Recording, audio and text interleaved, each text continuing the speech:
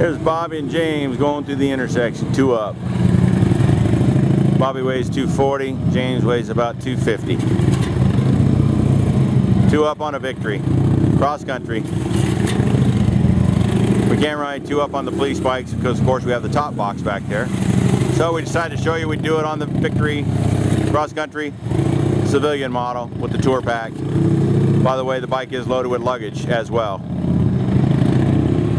You see how smooth it is. Bike easily handles the intersection course, 2 up, with a combined package of over 450 pounds.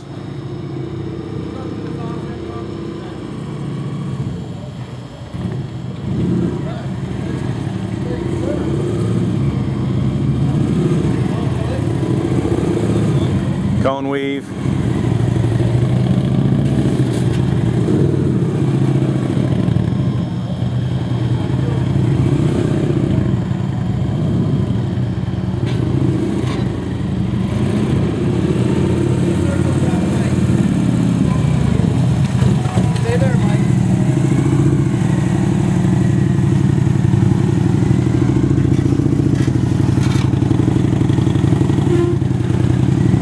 Hey Jim, look up! Look a little excited there! It's unbelievable!